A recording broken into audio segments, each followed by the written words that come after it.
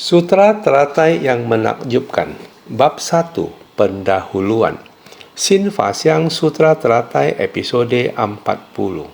Memberi manfaat bagi diri sendiri dan orang lain. Batin akan memperoleh keleluasaan. Belajar ajaran Buddha berarti belajar agar batin kita menjadi hening dan jernih, serta tekad yang luas. Tekad yang luas berarti batin kita hening dan jernih. Bangkitkan tekad serta ikrar agung dan tidak tergoyahkan. Karena itu, untuk mencapai tekad yang luas, harus bangkitkan tekad serta ikrar agung. Diperlukan kekuatan konsentrasi. Jika kekuatan konsentrasi telah dilatih dengan sempurna, maka apa yang telah dipelajari dalam latihan batin akan mencapai kesempurnaan. Sebelumnya telah kita jelaskan. Beserta serombongan biksu agung sejumlah 12.000 orang. Semuanya adalah arhat yang telah melenyapkan segala kebocoran dan tiada lagi kerisauan. Mereka telah memperoleh manfaat bagi diri sendiri, memutuskan segala ikatan dari keberadaan dan batin memperoleh keleluasaan. Sutra Teratai Bab 1. Pendahuluan. Beberapa kalimat ini sepenuhnya berbicara tentang keadaan batin kita. Dari ajaran kendaraan kecil beralih masuk ke ajaran kendaraan besar. Maka tentu perlu memiliki tekad yang luas untuk meneguhkan hati kita. Karena itu, kekuatan konsentrasi yang dilatih harus mencapai kesempurnaan. Apakah semua di antara kita telah bertekad dan mencapai kesempurnaan seperti itu? Tentu saja. Kita semua masih berada pada tahap makhluk awam. Sebagai makhluk awam, kita memulai dari langkah pertama. Yang dikhawatirkan adalah tidak mau memulai langkah. Jangan takut, jalan itu jauh dan tak akan sampai. Oleh sebab itu, kita harus menetapkan tekad yang teguh. Pada masa kehidupan Buddha, bahkan para pengikut yang berlatih bersama Buddha tidak bisa langsung membangkitkan tekad dan berikrar agung. Karena itulah dikatakan bahwa Buddha membabarkan Dharma selama lebih dari 40 tahun hingga akhirnya di puncak burung Nasar. Barulah mengubah ajaran dari kendaraan kecil menuju kendaraan besar. Inilah yang perlu kita ketahui. Pembinaan diri harus seperti ini. Bukan dengan kita membangun ikrar hari ini, besok kita dapat mewujudkannya. Kita seharusnya mempunyai kegigihan.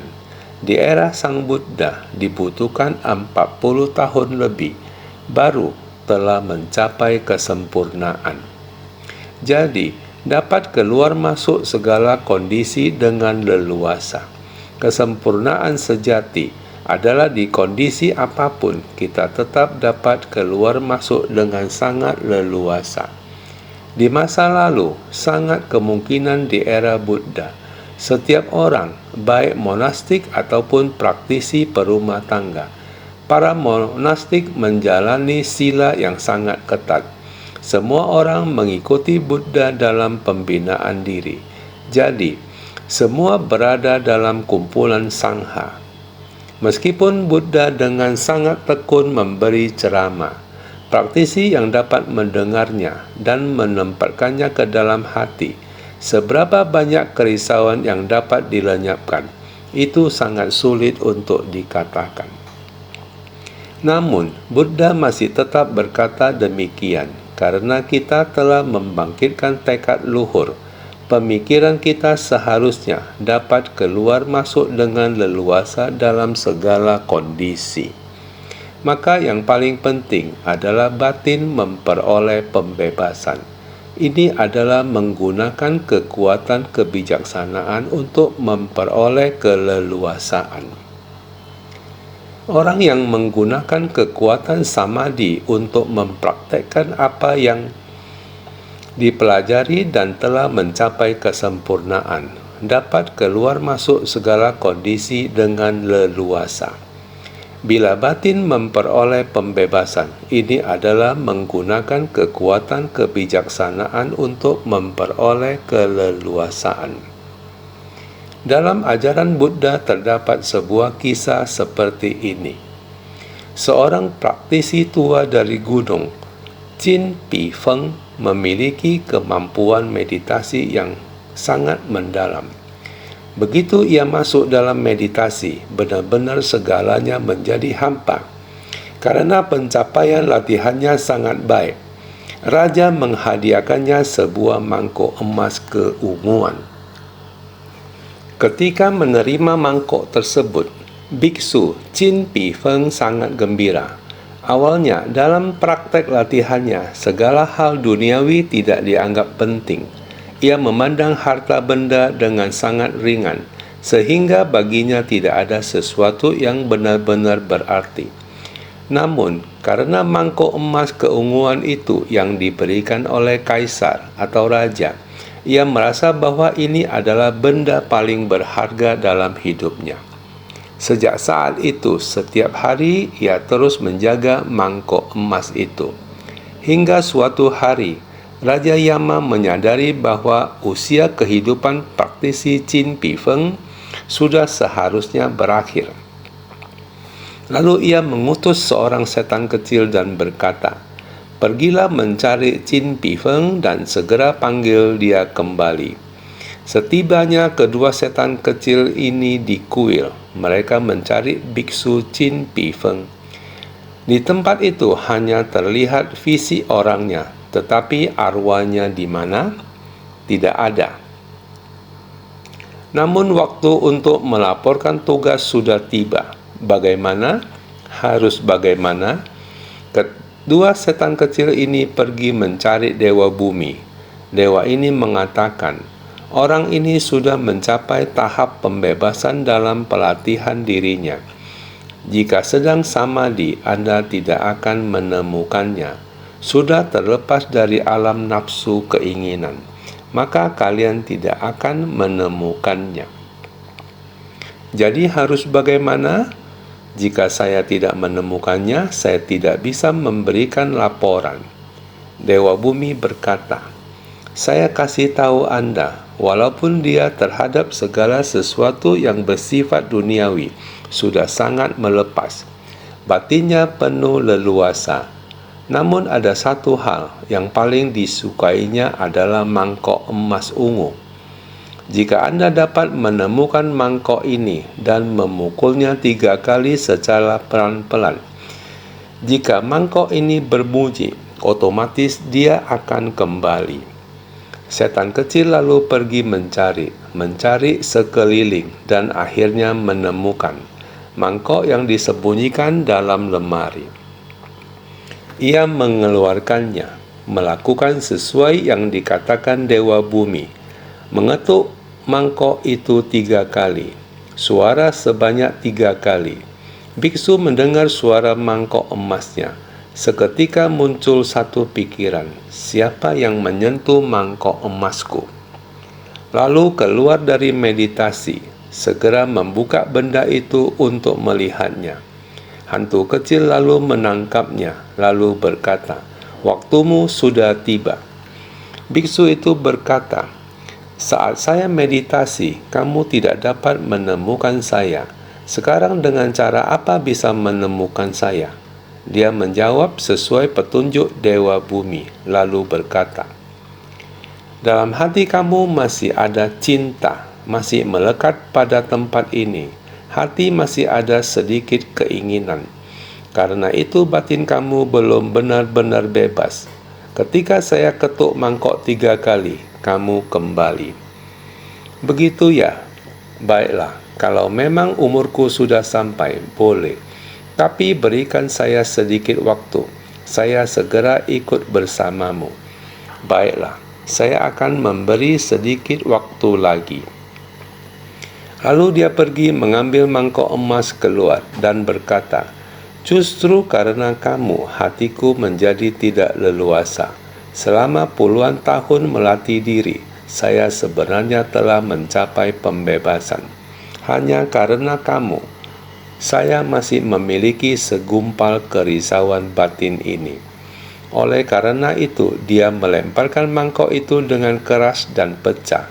Dia segera kembali ke tempat duduknya semula. Dengan cepat dia masuk kembali ke dalam meditasi. Mara setan pengganggu pun tidak dapat menemukannya lagi. Saudara-saudara sekalian, meski kisah ini tidak tahu sudah berapa lama terjadinya, namun dapat juga menjadi peringatan bagi kita. Terkadang meditasi adalah hal yang sangat penting, tetapi kita sering terpengaruh oleh segelintir kekhawatiran yang sangat kecil itu, mengaburkan kebijaksanaan kita yang terang. Kekhawatiran itu berselisih hanya pada sedikit itu saja. Sedikit itu jika kita tidak buang, sungguh sulit untuk membuat hati benar-benar bebas. Sekarang kita menggunakan sutra teratai sebagai pemandu kita. Jadi yang sangat penting di dalam sutra teratai adalah memberi peramalan.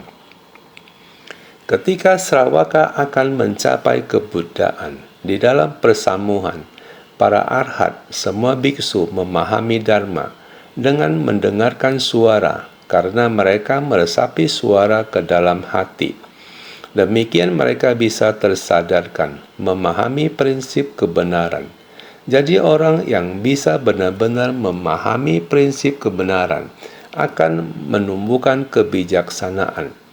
Sehingga Buddha diikuti oleh para pengikutnya yang terdiri dari 12.000 biksu dan para arhat agung di tempat itu. Dia mulai ingin mengumumkan, ada berapa orang yang akan menerima peramalan, akan mencapai kebuddhaan di masa mendatang. Ini adalah keistimewaan dalam sutra ini. Sehingga bagi mereka yang dapat menerima peramalan, harus yang telah melenyapkan segala kebocoran dan tiada lagi kerisauan. Mencapai kondisi ini adalah sedang memuji. Memuji mereka sudah memiliki batin yang bebas dari kerisauan, sehingga terlebih dahulu mereka telah memperoleh manfaat bagi diri sendiri. Mereka telah memperoleh manfaat bagi diri sendiri. Ini mengacu pada apa yang telah mereka capai sekarang. Jika di masa lampau mereka tidak melatih diri untuk manfaat orang lain, sekarang apa yang telah mereka dapat adalah manfaat bagi diri sendiri. Mereka berlatih sesuai dengan dharma di dalam hati mereka, yaitu memberi manfaat bagi diri sendiri. Beberapa hari ini, bukankah terus memberitahu semua orang mengenai hal ini? Ini menunjukkan bahwa dengan kata lain tidak memberi manfaat bagi praktek orang lain. Melatih diri terhadap praktek diri sendiri saja. Berusaha keras untuk diri sendiri sebagaimana sulitnya. Bersedia untuk giat bersemangat. Bersedia untuk berusaha keras, rajin dalam mendengarkan dharma yang telah didapatkan, tekun dalam mencari cara untuk melenyapkan kerisauan.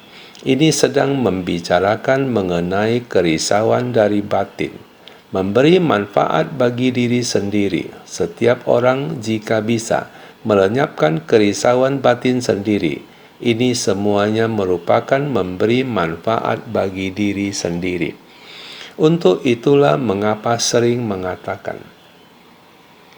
guru hanya menuntun masuk ke pintu, tapi urusan melatih diri terpulang kembali pada masing-masing murid. Apakah kebajikan dari batin semua orang ada dilatih? Praktik kebajikan di dalam batin, apakah ada dijaga dengan baik? Jika bisa setelah mendengarkan ada kesan batin yang diterima, setelah mendapatkan kesan batin, kebajikan harus meresap ke dalam batin. Baik-baik dalam melatih dan mengasuhnya di dalam batin.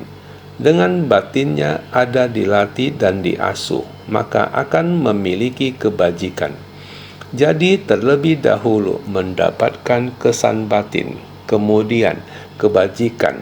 Sebelumnya, setelah dharma diterima, kita telah memperoleh dharma ini.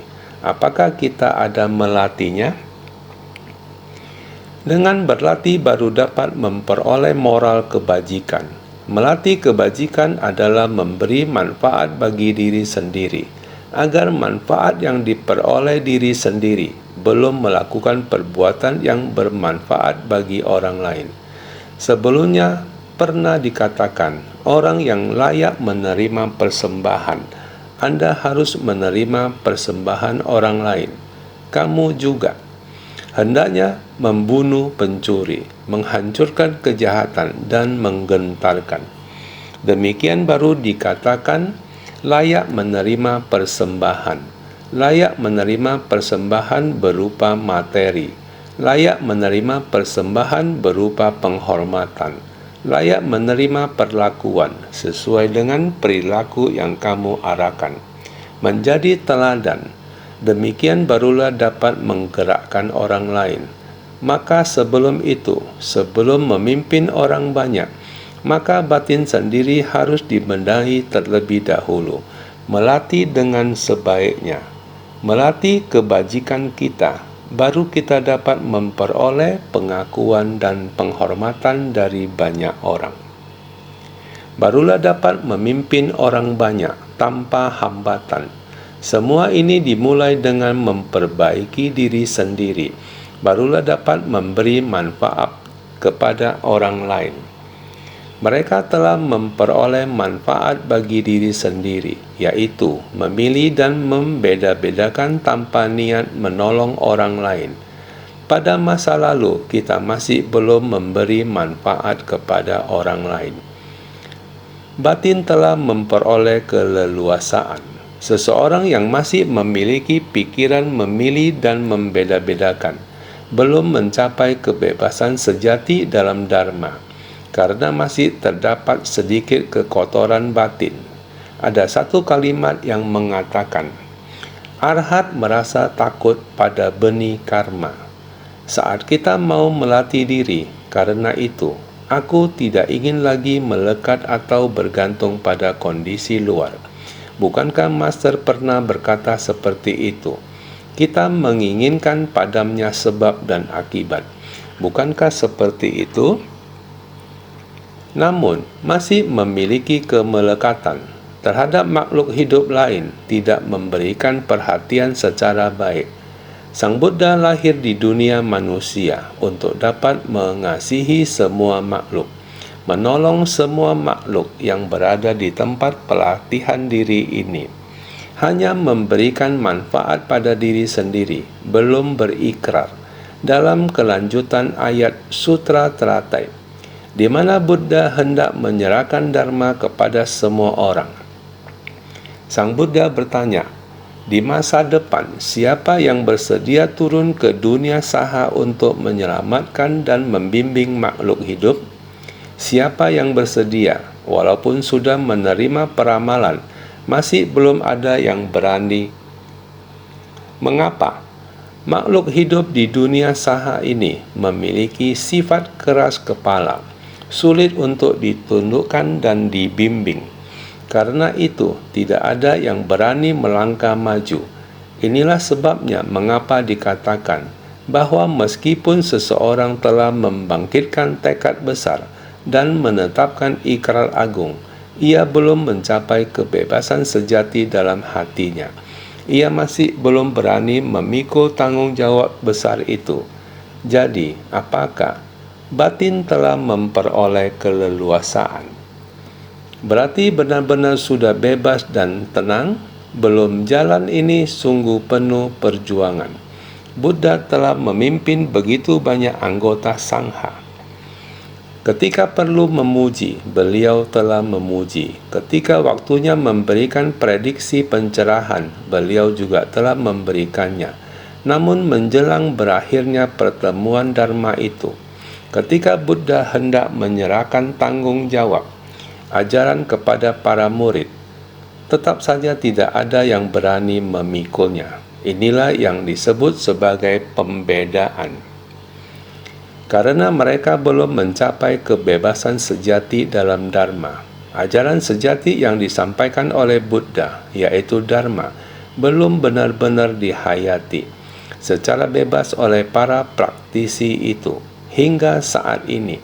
Meskipun Buddha telah memuji dan berkata bahwa mereka telah mendapatkan kebebasan hati, sebenarnya itu adalah harapan Buddha. Beliau berharap para muridnya sungguh dapat mencapai ketenangan. Batin telah memperoleh keleluasaan. Batin telah memperoleh keleluasaan, namun masih membeda-bedakan. Keleluasaan dalam Dharma dapat memberi manfaat bagi diri dan orang lain, barulah dinamakan keleluasaan. Hadirin sekalian, Master juga berharap seperti ini. Setiap murid membangkitkan tekad agung. Hati harus lapang, harus membuat ikrar agung.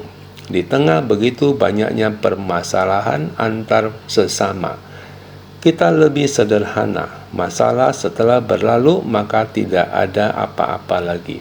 Jika tangan kena kotor, setelah dicuci akan jadi bersih. Prinsip kebenaran ini berharap setiap orang dalam kehidupan sehari-hari dengan memahami satu prinsip kebenaran. Semua prinsip kebenaran dapat dipahami dengan jelas, maka akan mampu menghadapi para makhluk yang banyak sekali. Banyak lingkungan. Apakah kita sudah bisa keluar masuk dengan leluasa? Ini harus melihat kondisi batin kalian. Jika tidak, kita hendak memberi manfaat bagi diri sendiri dan orang lain. Tentu agak sulit. Jadi keleluasaan yang sesungguhnya adalah memberi manfaat bagi diri sendiri dan orang lain. Ini baru bisa disebut keleluasaan yang sesungguhnya. Sekarang hanya memperoleh saja. Memperoleh semestinya harus leluasa. Tetapi apakah sudah merupakan keleluasaan yang sesungguhnya? Ini tergantung pada kalian. Oleh karenanya, berharap setiap orang harus bekerja keras di dalam keleluasaan. Ini haruslah setiap saat lebih bersungguh hati.